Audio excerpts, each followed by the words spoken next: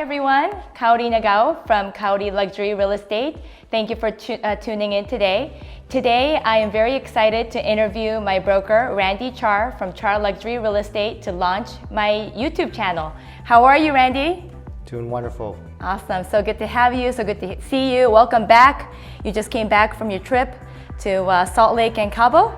Yes, two very diverse and amazing cities. What's really neat is to see the real estate outside of Vegas and see, some of the common themes that you see here that are over there. For example, it seems like everybody really wants, with shelter in place, they want their place to be special and they want it to be theirs. And so in Cabo, we've taken a look at a lot of really neat resorts. They kind of mirror a little bit of the California vibe in some cases, but you're on the beach. We golfed Diamante Dunes, which is a top 100 golf course in the world, number 34. Awesome. It's just amazing over there. Food is great too. As far as Park City, another truly crazy city. I mean, the activity there, people are just flocking to the hills right now, getting ready for the winter. Anything from condos to estate homes to what they call ski beaches are a new thing I learned. Nice. That's pretty cool, where you just ski up and it's a big entertainment place. Awesome. Outdoors, so just exciting things that are going on out there. Great. Well, today I want to interview about, your story, how you got to Las Vegas. We really want to hear about your brokerage. I'm personally very excited to have joined Randy's team this spring. And we'll talk a little bit more about that, but I really want to hear from you, your background, how you got here, your vision, and what you feel about the Las Vegas market. Wow, thank you so much. I cannot believe this journey has been over 25 years now. Actually, this is, I think, my 25th year licensed here in Las Vegas. And when I moved here in the mid-90s, I never thought that this is what I'd be doing for this duration of time. But I can tell you, I still remember back to that day, and it was humbling to come out to this enormous new city, try to learn the real estate business, and luckily I had some phenomenal mentors. Actually started on the development side of the business. In the mid-90s here, development was really expanding. In Vegas, you could just feel that there was something going on, something huge that was about to happen. And so I came out here, got my license relatively quickly, and then just went for it. And the amount of opportunity that the city has presented is absolutely amazing. And I still believe it's here today, for many individuals. I always believe that Vegas is one of those cities that you come here to make something of yourself, and it's a very inviting city. People, I think the misnomer is that it's not sometimes distant or impersonal because of the tourism. But I find it's just the opposite. I think that everyone here is here with a purpose. They want to do well. They're great about the community, and it's been a wonderful ride. Yeah. So where are you from originally? So I grew up in Marin County, just north of the Golden Gate Bridge and the redwood trees. So it couldn't be more opposite than the environment in Las Vegas. Very laid back, very outdoors, and I enjoyed that. And so for my undergrad, I decided to go down to Southern California, went to UC San Diego for my undergrad, and from there came back to Vegas, and later got my MBA from Pepperdine University. Awesome. So I feel like I do have a part of California in me. I really love it. I love visiting here, but I absolutely love living in Vegas. Absolutely. So tell us about your journey from the developer side and now obviously transitioning into owning your own luxury brokerage. Yeah. So, I learned early on that there were really two diverse careers in real estate. One is general real estate, where you help people list their homes, you help them sell them, you help people find them a home that are either resale or whatever in the marketplace. I started on the other side of the business, which is the development side. Las Vegas is huge for national home builders. I think something like the top 15 of the 20 national home builders are here stationed in Vegas and have been developing for years. I was fortunate enough to have been in a senior leadership position, vice president of sales, for three of the top 10 national builders. My longest career was with Pulte Del Webb, and they were the largest builder at the time that I was here, to see kind of what's going on. And what I really love about that side of the business, or did, was that you learn all aspects of it. You learn how land is purchased, you learn how communities are developed, you learn how to market, you learn how to position, you learn how to brand, of course you learn how to sell. And in terms of the construction, it's really a great education for the diverse aspect of real estate. So in my DNA, I would definitely say that still carries today, even though I'm on the other side of the business. Sure. I think I'm one of the few handful of brokers that have been, vice president of sales for a national home builder, as well as an owner of, my own general real estate company. Absolutely. And I can tell you that I shift back and forth and in turn to draw things to see the market and apply things. Absolutely, and there's so much development even now in Las Vegas, right? Right.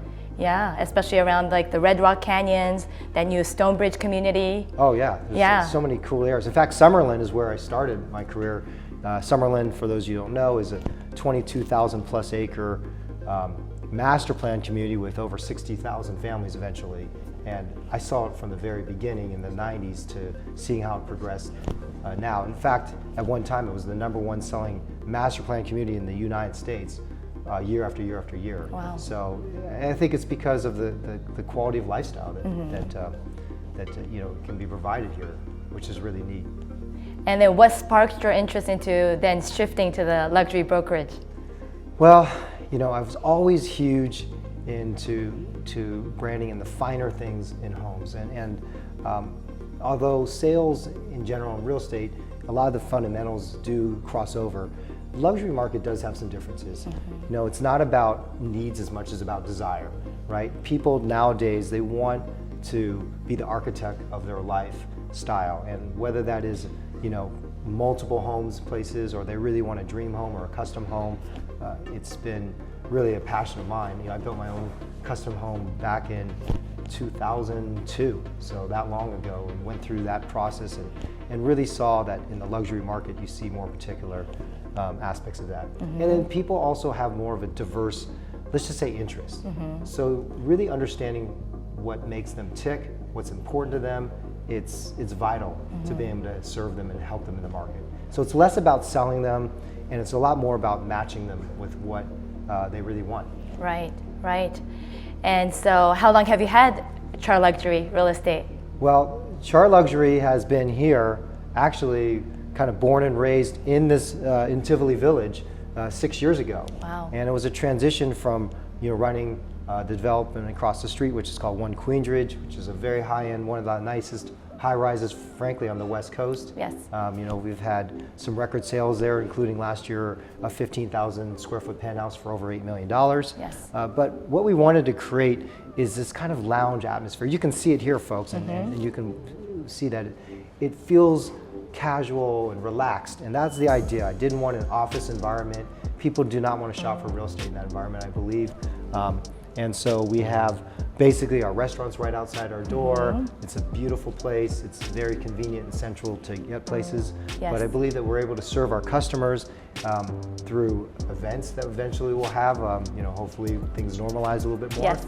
And it's just an environment where it's great to do business. Absolutely. So 6 years here in Tivoli. 6 years in Tivoli Village, Yeah. and our focus largely is the ultra high-end high-rise market, as well as the luxury market, and we're really truly experts on the west side, such as Summerlin and the surrounding areas here.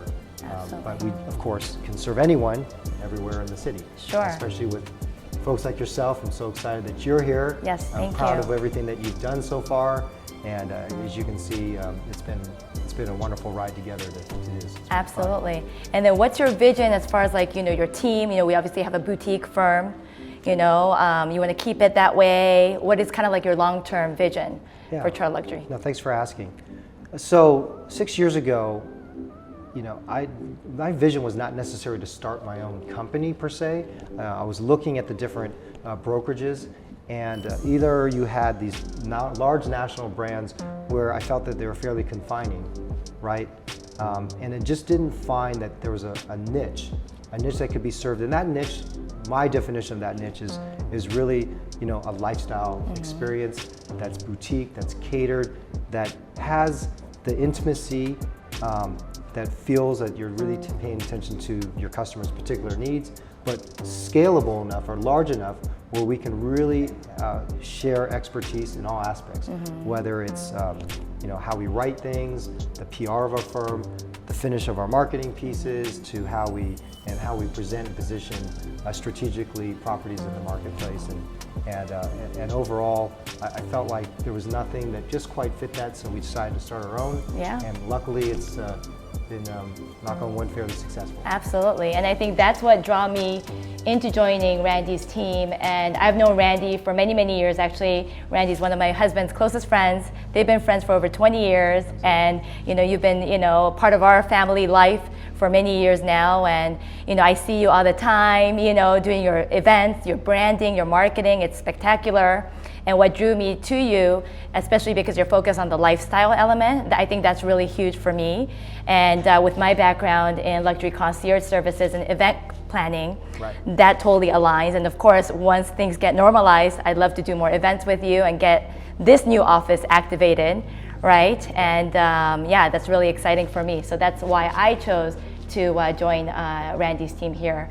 And we're here at the beautiful office in Tivoli Village. Now, Randy, talk to us about AAREA and the involvement in this organization. Yeah, so AAREA stands for the Asian Real Estate Association of America. It's the largest Asian real estate trade-based organization in the world. We have approximately 18,000 plus members in 39 markets in North America. I started my involvement back in 2012. I learned of this great organization. They focus on advocacy for helping Asian Americans get into homes, and that's the dream of home ownership is what we aim on. But we also have every spectrum and aspect of real estate that we're involved with. Do you have to be Asian to be in the organization? Absolutely not. You just have to be able to support, because the buying base is very dynamic and unique that we found in the Asian trade base. For example, on average, the Asian population, the AAPI population, has more buying power in general. They have language differences, they have a very diverse culture, so there's cultural differences, but they all have a very huge appetite for real estate, and it's across the country. So when I started, they asked me to help them kind of build the luxury brand that aligns with the income brackets and the investment quality that they're looking for. From that, it progressed into being more involved as a city chapter president, helping with the conventions, the national stages, and then finally, in 2018, I was fortunate enough to serve as the national president for the whole organization. Wow. So I got to fly around the different markets, really understand the dynamics of what's happening locally in their marketplaces, as well as from a macro level of what some of the real estate trends are, and that's been a priceless education. And did you see a lot of similarities when you were traveling? And this is obviously 2 years ago, right? Things are a lot different now, but did you see a lot of similarities in the different market? Was it still low inventory at that time? Yeah, definitely the market moves, together, but also separate. And each segment of the market, we've learned, also works. For example, in Las Vegas, we typically move up real fast, and then sometimes we dip really fast. We're cyclical because of the sensitivity of our marketplace being largely attached to entertainment, which can be good and can be bad, but you just have to kind of stay ahead of it. But one of the macro trends I'm finding, for example, is that people, want to look for places where they can save in taxes. They want to look for places with good weather. They want to look for places that have quality lifestyle, and places like Vegas, can offer that. Absolutely, and the weather, right? And the weather, yeah. We've had beautiful November weather, 70s. I know, it's absolutely and amazing. it's just so weird for us because usually in Halloween, that's when the temperature drops. We go from AC to heater in one day, but this year it's been pretty warm, so we've been lucky there. Yeah, absolutely. Yeah. Yeah. So the organization has been wonderful. It's almost, for lack of a better word, a huge family and a huge network. If you want to, you feel like you can reach out to any part of the country basically and be able to contact someone, and you have a commonality that people will share their resources and help each other. And it spans across all the financial institutions and all the real estate companies alike. Awesome. And then, my last question for you, Randy, as a new agent, what are some of your advice, maybe recommendations, suggestions, being obviously active, like joining AAREA, for example? What do you recommend for someone like myself just joining a team? Well, you're doing it, first of all. And that is, you can't just sit on the sidelines and expect that the knowledge will just come to you. You have to take opportunities to go learn the market. For example, if you're interested in development, and I started out, quite some time ago, I drove every community. I tried to learn everything about all the floor plans. I learned about what was the unique aspect of each of the areas and those type of things. Like what you're doing, getting the word out, being able to share with people the different real estate that's out there. Nothing replaces that. And nothing replaces just getting involved in trying to, again, serve people and try to take in as much as possible.